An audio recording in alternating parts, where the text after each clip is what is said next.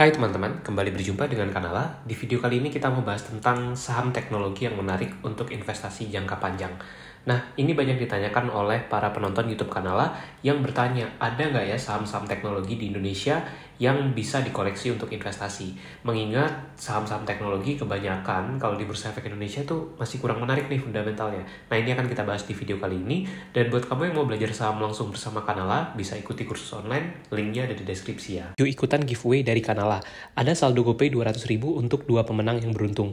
Nah, untuk ikutan giveaway-nya mudah, tinggal buka Instagram @kanala_id, lalu klik di postingan giveaway dan kamu tinggal ikutin cara giveaway-nya di sana. Yuk ikutan langsung dan dapatkan 200.000-nya ya. Sebenarnya ada cukup banyak perusahaan-perusahaan teknologi di Bursa Efek Indonesia. Contoh, kamu bisa masuk ke website Bursa Efek, kemudian bisa ke menu daftar saham. Di sana kamu bisa lihat perusahaan-perusahaan yang ada di dalam sektor-sektor tertentu seperti teknologi. Tapi sayangnya memang kebanyakan saham-saham teknologi tersebut secara fundamental masih kurang menarik kalau menurut Kanala.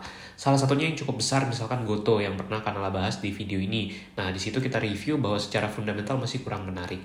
Lantas ini ada satu saham teknologi yang menurut kita fundamentalnya oke dan bisa dipertimbangkan, yaitu adalah saham MTDL, Metrodata Electronics. Nah, kalau kamu tertarik, kamu bisa tonton di video ini, dan Metrodata ini merupakan perusahaan informasi dan komunikasi teknologi tentunya yang track record-nya sudah panjang.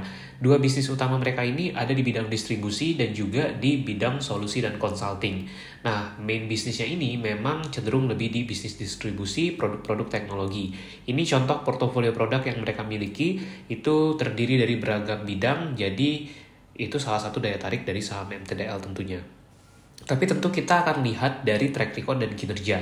Di sini kita bisa lihat grafik kinerja dari MTDL sejak tahun 2010 sampai 2019. Dari segi revenue, di 2010 itu masih 3,9 triliun. Namun di 2019 sudah lebih dari 15 triliun. Net income-nya pun sudah naik lebih dari 10 kali lipat dalam rentang waktu sekitar 10 tahun tersebut. Nah, nggak heran karena net income-nya bisa naik 10 kali lipat, harga sahamnya pun juga sudah naik sangat signifikan dalam rentang waktu lebih dari 10 tahun terakhir. Seperti di tahun 2022, perusahaan ini bisa membukukan net income sampai dengan 580 miliar. Itu tumbuh 14% kalau dibandingkan tahun 2021 lalu. Jadi secara bisnis mereka terus growing dan labanya juga masih terus naik. Nah, kalau ingin tahu seperti apa sumber pendapatan dari MTDL, itu 76% berasal dari lini bisnis distribusi tadi. Dan kinerjanya di semester 1 2023 pun masih tergolong cukup baik, walaupun ada sedikit penurunan. Untuk pendapatan mereka turun, yaitu 9,3 triliun nilai pendapatannya di semester 1 2023, dan untuk laba yang diatribusikan ke pemilik entitas induk itu sekitar 272 miliar. Tadi secara pendapatan agak menurun, tapi secara laba bersih sebenarnya masih sama atau cukup stabil dibandingkan semester 1 2022 lalu. Nah, ini adalah rincian pendapatan mereka. Memang mostly itu datang dari penjualan perangkat keras. Bagaimana dengan rasio profit, valuasi, serta prospek dari saham MTDL? Nah, kita bisa lihat di sini, saat ini saham MTDL ini dihargai dengan price earning ratio sekitar 10 kali. Ini sebenarnya tergolong valuasi yang cukup wajar kalau menurut Kanala, mengingat ini tipe saham yang labanya tadi masih terus tumbuh ya. Kemudian secara PBV sekitar 1,89 kali. Namun kalau kita lihat dari net profit margin memang cukup kecil, hanya sekitar 2,8%. Ini tidak mengherankan karena tadi mayoritas pendapatan mereka itu datang dari segmen distribusi, jadi memang marginnya cukup kecil di situ. Kendati demikian, secara return on equity dan return on asset juga tergolong cukup bagus. ROE-nya bahkan bisa mendekati 20%. Nah, ini adalah valuasi historis. Kalau kita lihat, biasanya saham MTDL itu dihargai dengan price earning ratio lebih dari 10 kali. Seperti di tahun 2022 lalu itu PER-nya sekitar 12 kali. Bahkan 2021 itu PER-nya pernah dari 15 kali. Nah, kalau menurut Kanala, MTDL ini satu dari sedikit perusahaan teknologi yang bisa dikategorikan untuk investasi kalau di Bursa Efek Indonesia. Karena saat ini sahamnya sebenarnya tergolong di valuasi wajar.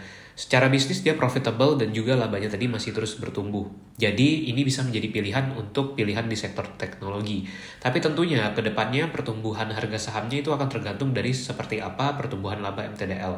Kalau melihat track record-nya dalam beberapa belas tahun terakhir, menurut kita ini masih bisa potensi untuk investasi long term. Tentu ke depannya harus kita lihat lagi dan kita bisa review lagi di kuartal 3 atau kuartal 4 2023 mendatang. Semoga bermanfaat dan jangan lupa untuk subscribe ya. Nah, buat kamu yang mau belajar saham langsung bersama Kanala, di bulan September ini Kanala kembali mengadakan mengadakan webinar berjudul Berburu Saham Murah Cuan Besar 2023. Ini adalah materi webinarnya dan kamu juga bisa bertanya saham secara langsung bersama Kanala serta semua peserta akan mendapatkan rekaman webinar.